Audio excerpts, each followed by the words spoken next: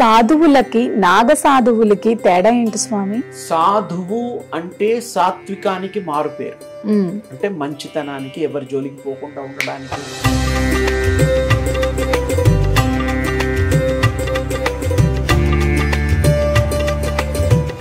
ఈ దైనందిక జీవితంలోనే టైం లేదు. ఇంకా అవన్నీ ఏదన్నా చెబితే వినడం, సినిమాలో చూడడం తప్ప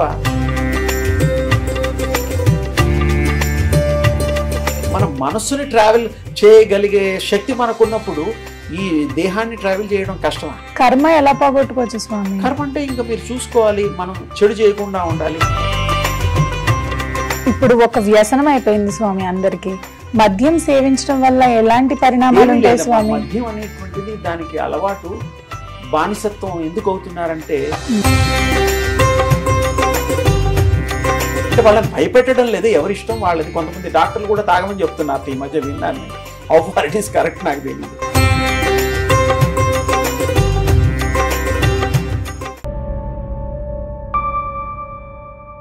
అనంత భక్తి సనాతన ధర్మ ఛానల్కి స్వాగతం. ఈరోజు మనతో పాటు స్టూడియోలో ఉన్నారు దివ్య విశ్వ శక్తి పరివార్ ప్రచార్ స్థాపకులు శ్రీ శ్రీ శ్రీ స్వామి ఓం స్వరూప్ స్వామీజీ. నమస్కారం స్వామి. శుభమస్తు. ఎలా ఉన్నారు స్వామి? బాగున్నాను. అసలు సాధువులకి నాగ సాధువులకి తేడా ఏంటి స్వామి? సాధువు అంటే సాత్వికానికి మారు పేరు. అంటే మంచితనానికి, ఎవరి జోలికి పోకుండా ఉండడానికి, వాళ్ళ జీవితం వాళ్ళు ఏదో గడుపుతూ భగవంతుడి యొక్క దీని ప్రేయర్స్ చేస్తూ వాళ్ళు నాగోపాసకులు. వాళ్ళు ఈ ప్రజల్లో రారు. అసలు ఘోరాలు వాళ్ళు కూడా రారు, అఘోరీసు వాళ్ళు కూడా రారు ప్రజల్లో. ఇక్కడ తిరిగే వాళ్ళని నేనేమనలేను, నాకు తెలియదు వాళ్ళ గురించి. ఎందుకంటే వాళ్ళు ధ్యానము, శివ యొక్క స్వామి యొక్క కపాలం పట్టుకోవడం, వాళ్ళ ఎంత లైఫ్ స్టైల్ వేరు. సాధువులు డిఫరెంట్, నాగ సాధువులు వేరు, సాధువులు వేరు, అఘోరాలు వేరు, ఇంకా చాలా రకాలు ఉండేవాళ్ళు అప్పట్లో. ఏ రకమైన ఫైనల్ గా ఒకటే, భగవంతుడి లింక్ అవ్వడమే వాళ్ళ సాధన. నాగ సాధువులు వస్త్రధారణ ఎలా ఉంటుంది స్వామి? డిఫరెంట్ గా ఉంటుంది. అంటే ఇప్పుడు వాళ్ళని నిర్ధారణ, ఒక రూల్ అంటూ లేదమ్మా. ఒకప్పుడు పెట్టిన రూల్స్ ఫాలో అవుతున్నారు. ఇప్పుడు మనం ఈ బట్టలు వేసుకుంటున్నాం, ఒకప్పుడు ధౌతి కట్టుకునే వాళ్ళం. ఆడవాళ్ళు కూడా ధౌతి కట్టుకునేవారు తెలుసా? వెనక్కి అనే కాదు, ఇక్కడ ఎవరైనా కూడా సాంప్రదాయక రీతిగా ఉండేవి. అప్పట్లో 8 గజాలు ఉండేవి. ఇప్పుడు 8 గజాలు అంటే తెలియదు. గజం అంటే కూడా 3 ఫీట్లు గజం అంటే, కొంతమంది 3.5 అంటారు. అట్లాంటి 12 గజాల చీరలు కూడా కట్టుకునే వాళ్ళు ఉన్నారు ఒకప్పుడు. ఇంకోటి ఏంటంటే, మీరు శరీర ధారణ వేరు, మానసికంగా ఉద్ధరణకి ఈ ధారణకి సంబంధం లేదు. ఉద్ధరించడం మనం ఉద్ధరేత్ ఆత్మాన, మన ఆత్మను ఉద్ధరించుకొని మనం ఆ యొక్క ఇహలోకాల నుంచి ఆ యొక్క పరలోకానికి మనం ఆ దారులు అవన్నీ కూడా మనం సెటరేట్ చేసుకొని ప్లాన్ ప్రకారం చూసుకోవాలి. ఈ శరీరము మనం ఉంచుకోదలుచుకుంటే కూడా ఉంచొచ్చు, కానీ ఉపయోగం లేదు. ఆత్మ ఎప్పుడు బయటే ఉంటుంది కదా. ఇప్పుడు కొంతమంది మరి శరీరాలతో పాటు కూడా కొంతమంది ఉంటారు. మెహర్ బాబా, తర్వాత మరి అవతార్ బాబా, అలాంటి వాళ్ళు ఇప్పటికీ ఎవరైనా పిలిస్తే వస్తారు. రజనీకాంత్ మూవీ కూడా ఏదో వచ్చింది చూడండి, అవతార్ బాబా గురించి. దాంట్లో వాళ్ళ గురువులు వాళ్ళవన్నీ దాన్ని డీటెయిల్స్ ఇవ్వబడి చాలా చక్కగా చూపించారు అందులో. అవన్నీ సత్యమే. ఆయన ఇప్పుడు మహాభక్తుడైపోయాడు కాబట్టి అవతార్ బాబా కేవ్ లో కూడా ఆయన సంవత్సరానికి 3 నెలలు ఉండి వస్తాడు. రజనీకాంత్ అది ఎక్కడుంది స్వామి? హిమాలయాల్లో చాలా కేవ్స్ ఉన్నాయి, వ్యాసుడు కేవ్స్ ఉన్నాయి, అన్నీ ఉన్నాయి. మనకి ఈ దైనందిక జీవితంలోనే టైం లేదు. ఇంకా అవన్నీ ఏదన్నా చెబితే వినడం, సినిమాలో చూడడం తప్ప. మానస సరోవర్ లాంటి వాటిని కూడా సినిమాల్లోనే చూపిస్తున్నారు. వీళ్ళు పోకపోయినా నేను అక్కడికి ఎన్నోసార్లు వెళ్ళి రావడం జరిగింది.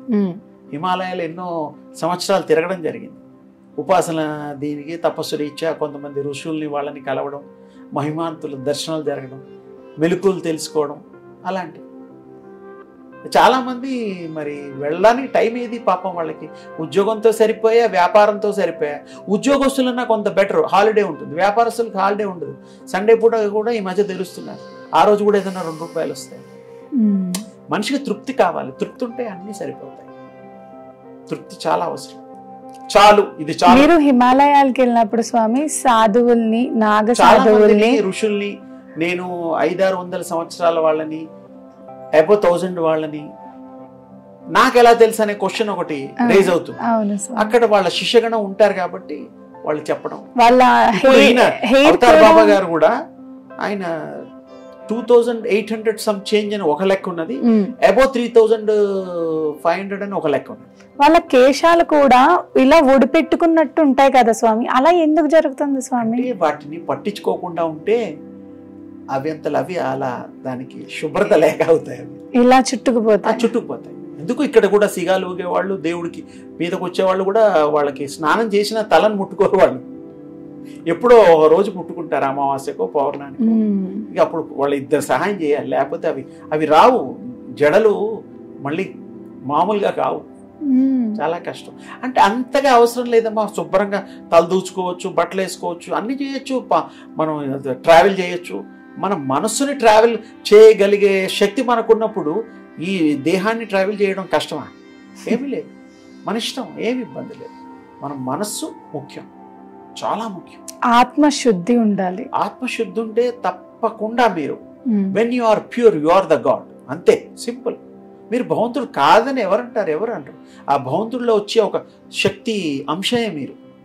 దానికి కొన్ని జన్మలు ఎత్తడం, ఇవన్నీ జరగడం, ఇవన్నీ జరిగింది కాబట్టి మీరు బాకీ ఉన్నవాడికి అప్పు తీర్చడం కోసం ఎలాగో పూర్వజన్మలో ఆ పై జన్మలో చేసిన కర్మల్ని మళ్ళీ కంప్లీట్గా తీర్చడం కోసం తీర్చుకునే క్రమంలోనే ఈ యొక్క మానవ జన్మలు. ఒక్కసారి మీకు కర్మలే లేకపోతే మీకు జన్మలే ఉండవు. కర్మ ఎలా పోగొట్టుకోవచ్చు స్వామి? కర్మ అంటే ఇంకా మీరు చూసుకోవాలి, మనం చెడు చేయకుండా ఉండాలి, ఎప్పుడు మంచి కర్మ చేయాలి, మంచి ఆలోచించాలి, మంచి వాళ్ళతో. అంటే అందరూ మంచి వాళ్ళని బోర్డు రాసి ఉండదు కాబట్టి కొద్ది రోజులు చూడాలి, మంచిగా లేదంటే వాడిని వదిలేయాలి, అబ్బాయి కానీ అమ్మాయి. ఎందుకంటే వాళ్ళతో ఉంటే మనం కూడా పాడైపోతాం. దుష్టులతో సహసం దూరంగా ఉండాలి, దుష్టులకి దూరంగా ఉండాలి, మంచి వాళ్ళతో సహవాసం చేయాలి.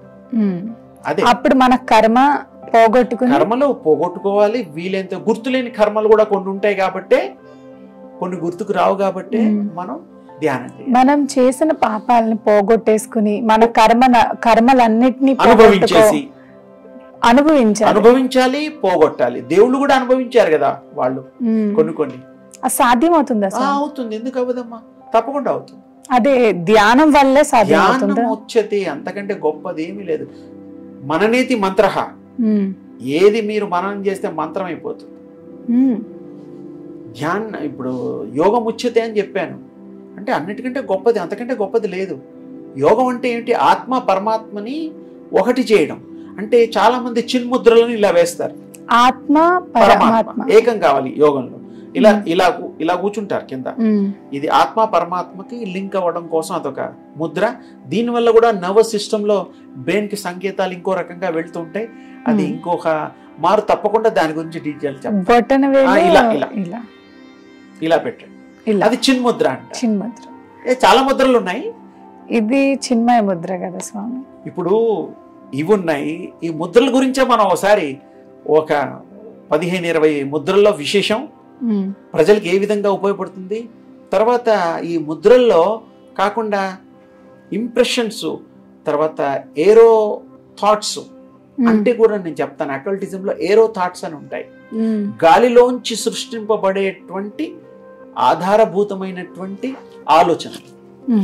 యూనివర్సల్ మైండ్ అని ఉంటుంది, అది కూడా నేను మీకు విశేషంగా డీటెయిల్ గా చెప్తా.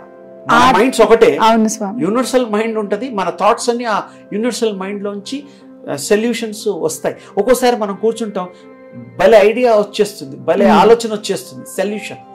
ఆత్మ వేరు, జీవాత్మ వేరా స్వామి? జీవాత్మ కూడా ఒకటే, జీవుడు అంటే ఇది, జీవాత్మ ఆత్మ అంటే అదే ఇంకో పర్యాయ పదం. ఆత్మకి పర్యాయ పదం జీవాత్మ. అంటే మనం జీవుడు అంటున్నాం కాబట్టి జీవుడు అనే పదాన్ని కూడా వాడుతున్నాం. ఆత్మ ఉంటేనే జీవుడు అంటాం, బతికుంటేనే జీవుడు. అసలైన సాధన అసలు ఎలా చేయాలి స్వామి? మీరు బ్రాహ్మీ ముహూర్తాన్ని సెలెక్ట్ చేసుకోవాలి. అది 2:50 నుంచి మొదలవుతుంది, ఎర్లీ మార్నింగ్. సూర్యోదయానికి ముందర ఒక 45 నిమిషాల ముందరే బ్రాహ్మీ ముహూర్తం అయిపోతుంది. ఆ మధ్యలో టైంను మీరు చక్కగా ఇష్టం వచ్చిన భగవంతుడిని, ఇష్టం వచ్చిన ఉపాసన, గురువు గారు ఇచ్చినటువంటి మంత్ర సాధన చేయడం వల్ల ఆ మంత్ర ఫలితాన్ని మీరు ఇన్స్టెంట్ గా పొందుతారు. మనస్సు పెడితే ఇన్స్టెంట్. మీరు మనసు పెట్టకుండా లేచామంటే, నిద్ర మబ్బులో కూర్చుంటే ఏమి రాదు, మళ్ళీ నిద్ర వస్తుంది, పడుకుంటారు. మెలుకోవాలి, తర్వాత పడుకోవచ్చు. ఏమి ఇబ్బంది లేదు. ప్రాక్టీస్ చేస్తే తర్వాత మీకు ఆ టైంలో మెలకు వచ్చేస్తుంది. చాలా బాగుంటుంది బ్రాహ్మీ ముహూర్తం. అన్ని ముహూర్తాలు మంచిదే. మీ మనసు పెడితే ప్రతిదీ బ్రహ్మముహూర్తమే. బ్రహ్మముహూర్తం కాందంటూ ఉండదు. మంచి మనస్సు, స్వచ్ఛమైన మనస్సు, ఆ భగవన్ నామాన్ని చేస్తే తప్పకుండా అది మంచివే జరుగుతుంది. మంచి తప్ప వేరేది జరగదు. యద్భావం తద్భవతి యదో దృక్ తదో భావ. ఈ దృష్టి బాగుపెట్టాలి. మంచి ఆలోచన చేయండి. అన్ని మంచి సవ్యంగా మానవులందరూ జన్మ సార్థకత చేసుకోండి.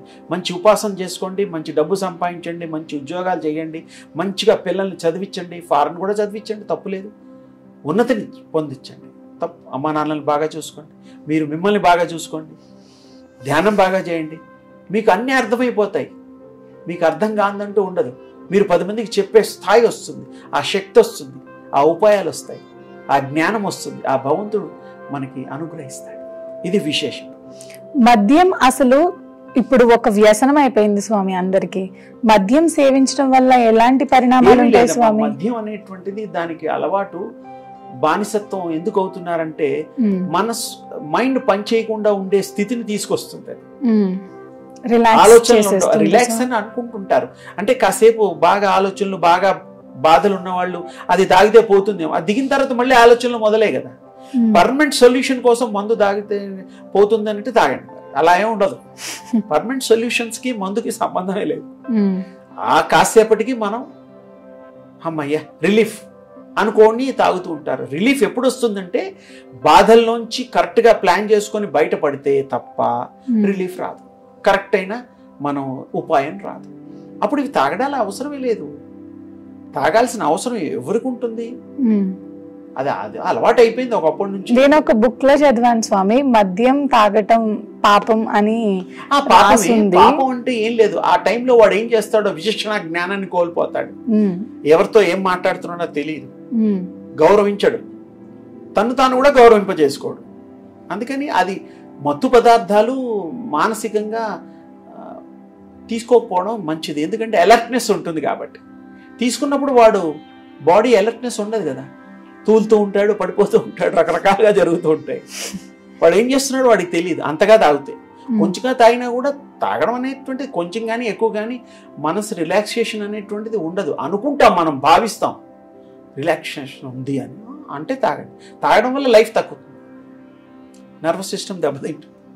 అంటే వాళ్ళని భయపెట్టడం లేదు, ఎవరి ఇష్టం వాళ్ళది. కొంతమంది డాక్టర్లు కూడా తాగమని చెప్తున్నారు ఈ మధ్య, విన్నాను నేను. How far it is correct నాకు తెలియదు, ఎందుకంటే ఆ వైద్య శాస్త్రం వేరు కాబట్టి. ఆ వ్యసనం నుంచి ఎలా బయటపడచ్చు? వాళ్ళు ఈ వ్యసనం అనేటువంటిది మనం చేసుకున్నాం, దానికి అలవాటు పడిపోయాం. అసలు అలవాటు పడుకోకుండా మొదటి నుంచి మనం కంట్రోల్లో ఉన్నాం అనుకో అమ్మా, అప్పుడు వ్యసనం ఎలా అవుతుంది? ఏది కాదు, కంట్రోల్ ఉండాలా. అదే జ్ఞానము. జ్ఞానం అంటే ఈ ధ్యానం చేస్తే జ్ఞానం వస్తుంది. జ్ఞానం వస్తే ఇలాంటి జోలికి పోరు. ఏది వాడికి అండర్స్టాండింగ్ అవుతుంది. ఇది తప్పు, ఇది మంచి, ఇవి చేయకూడదు అనేది తెలుస్తుంది కదా. తెలిస్తే అవి ఎందుకు చేసి, ఇప్పుడు ముళ్ళ మీద సీట్ మీద ముళ్ళు వేసి కూర్చోమంటే కూర్చుంటాడు ఎవరన్నా? చూడడానికి సీట్ బ్రహ్మాండంగా ఉంటుంది, సోఫా. ముళ్ళు వేసారనుకోండి, ముళ్ళ కంచె, ఎవరన్నా కూర్చుంటారా? కూర్చోలేదు. అంటే మనకు అలాంటి తేడా తెలియడం కోసం జ్ఞానం ఉపయోగించినట్టే ఇది కూడా.